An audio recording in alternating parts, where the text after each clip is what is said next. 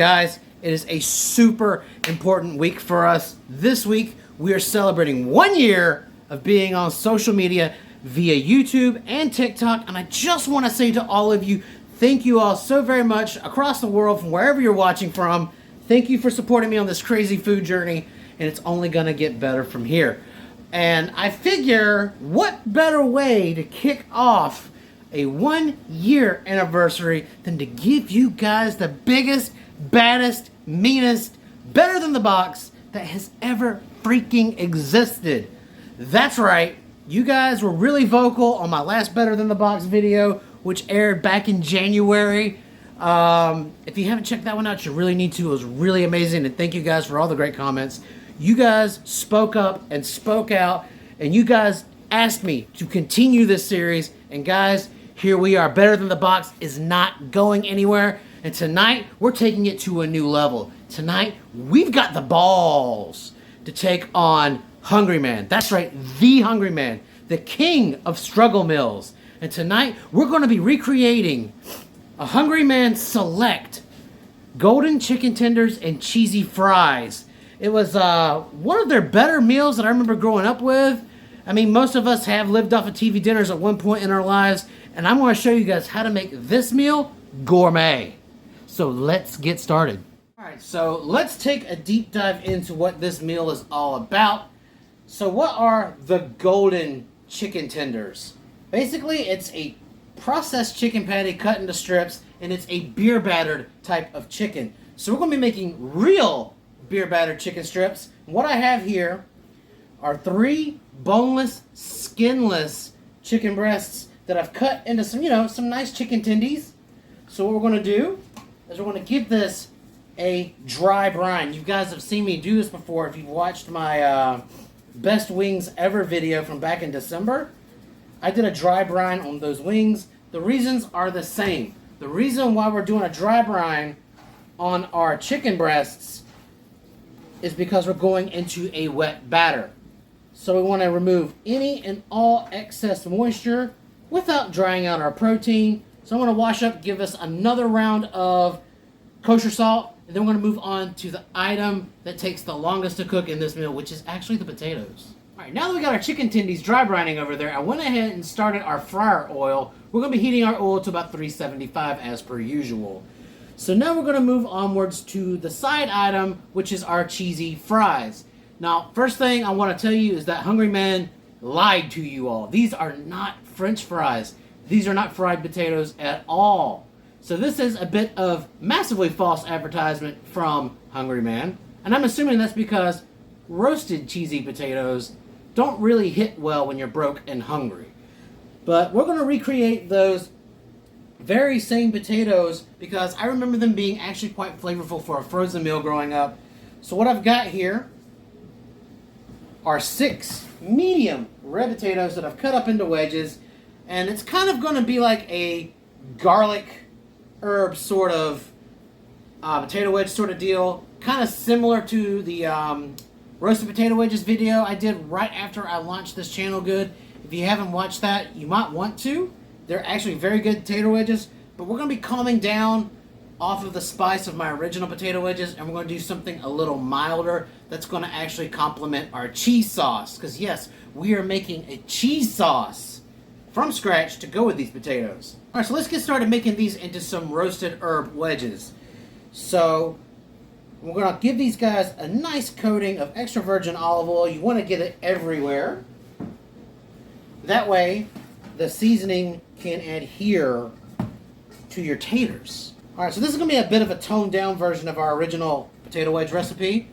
So in this container, I have half a teaspoon of ground black pepper, 1 teaspoon of garlic powder, 1 teaspoon of onion powder, 1 teaspoon of parsley, and 1/4 teaspoon of cayenne pepper. We want to get that all mixed in.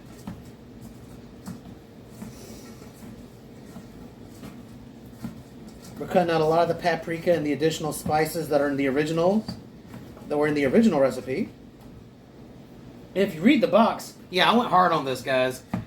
I actually read the ingredients on the box so I can get an idea of what they were going for so I can beat this recipe, and I think we're going to.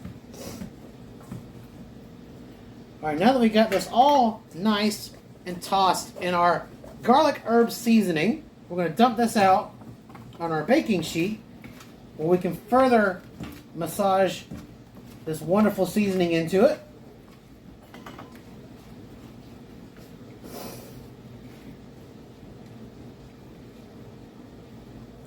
See, very light on the spice. These are going to come out really nice and flavorful and fresh. We're focusing on a fresh flavor here. All right, now that we got these guys all on the baking sheet here, we're going to hammer them down with some nice kosher salt.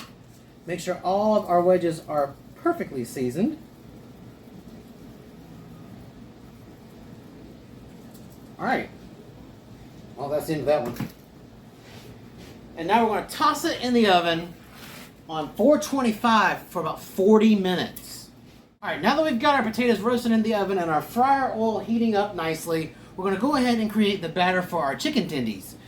This is going to start off pretty similarly to my basic chicken breaders, my chicken breader recipes, but we're going to change it up a little bit. A little less heat, a little more fresh seasoning, just like with the potato wedges. We're not going for heat, we're going for flavor. All right, so in this bowl is 2 cups of all-purpose flour, 1 tablespoon of cornstarch, and 1 teaspoon of baking powder.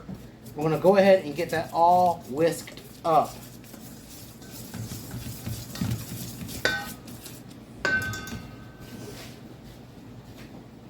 I'm bringing out my recipe book because I just came up with pretty much all of these recipes right before doing this video. All right, so now is for our seasoning, and this is 2 teaspoons of kosher salt, 1 teaspoon of ground black pepper, 1 teaspoon of parsley, 1 teaspoon of garlic powder, 1 teaspoon of onion powder, and for a little zip, 1 teaspoon of cayenne pepper.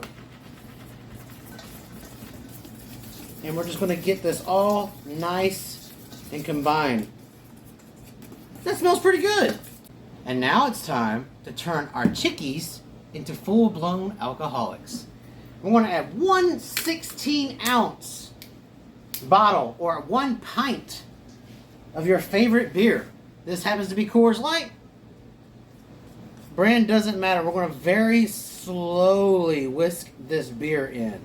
We're trying to eliminate clumping, lumping. This is going to be a very smooth batter. Little bits at a time.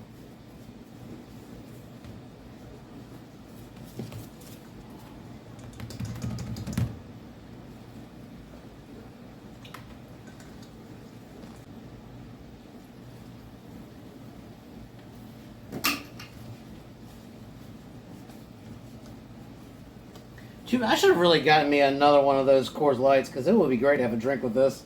We're going to keep whisking this until it becomes a smooth mixture. Alright, now at the end of this is what your breader should look like. A nice creamy consistency. You don't want it runny like water. So now we're going to go ahead and start dipping our chicken tenders in this. Alright, so we're going to take them one at a time. Actually, about 2 at a time. Press them down in this great batter.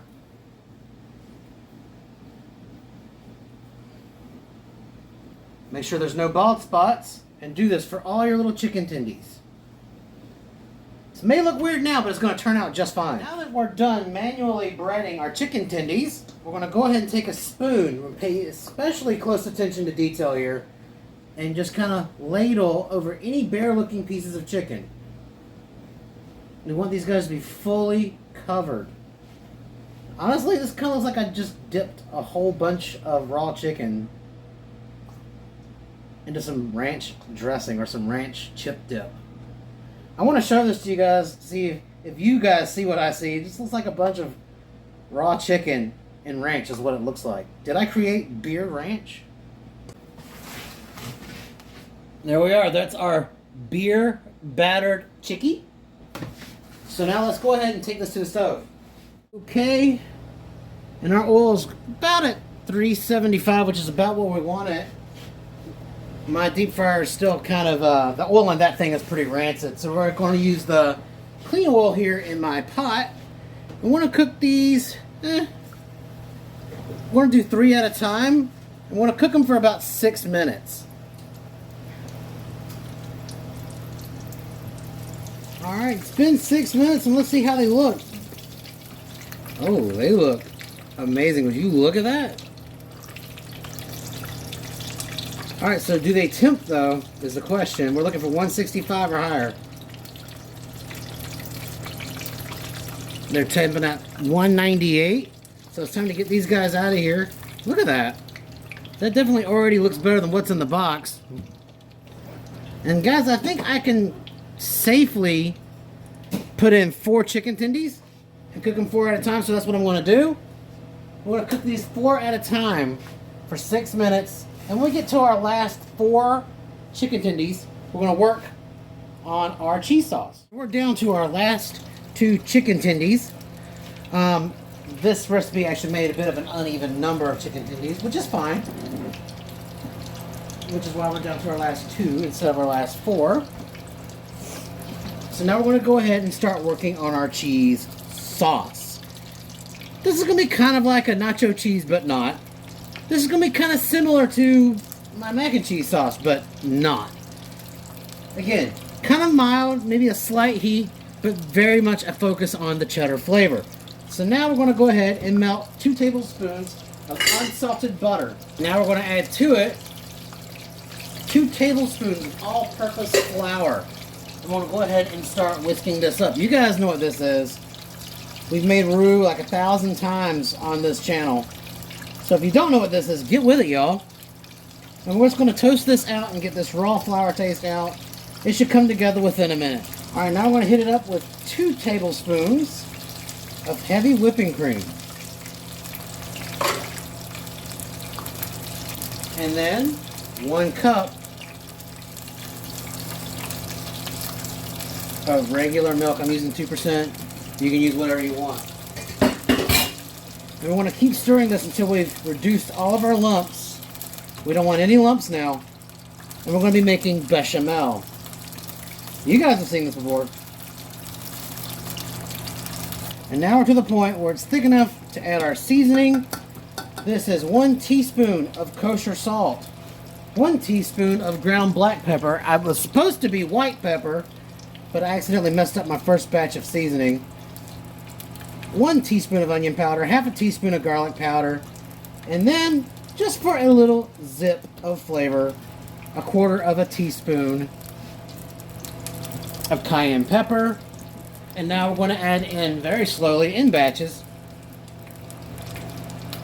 1 1/4 cup of mild cheddar cheese. You can always use sharp cheese. Oh, by the way, I forgot to mention to you guys, when we started making this cheese sauce, our potatoes have probably been out of the oven for probably about 1.5 minutes to 2 minutes. And we're just going to go ahead and get this nice and combined. We want no lumps. Alright. I'm going to get this mixed in and then it'll all be done. And I will see you all at plating. Alright guys, and that is it. I feel like it is important to note that I did have to add probably about an additional 1/4 cup of milk to my cheese sauce because it was still a little too thick, but it does taste amazing. And guys, would you take a look at that? And for cleanliness sake, I'm keeping the cheese sauce on the side. I know in the TV dinner it has the cheese sauce poured over the potatoes. All right, take a look at this. Take a look at what we've done tonight. All right, and compare this to what it looks like from the box. This is what Hungry Man right here says like the meal should look like. And look at what we have made.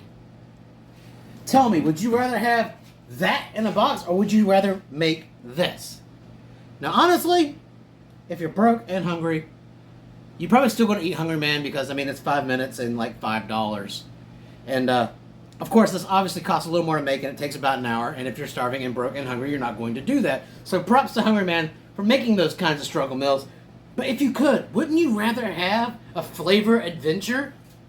An elevated struggle meal, if that's even a thing? So let's take these beautiful beer battered chicken tendies and take a taste.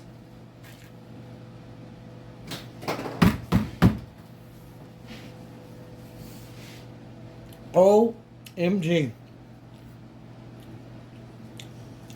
That chicken is juicy. So much flavor. And you're not going to get a crunch like this out of of the box.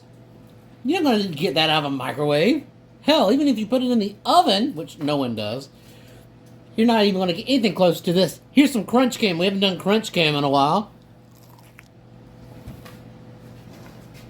Beautiful. Roasted potato wedges. Honestly, these are amazing as is. I may have to end up using this recipe later on. The big reveal here, our cheese sauce.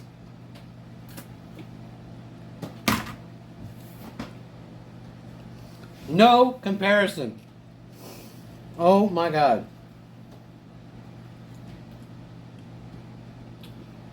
You guys really need to make this if you have the time and the ability.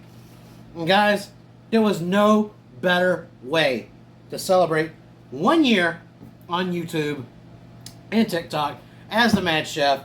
Guys, we've done something different with Better Than the Box, and nothing is sacred.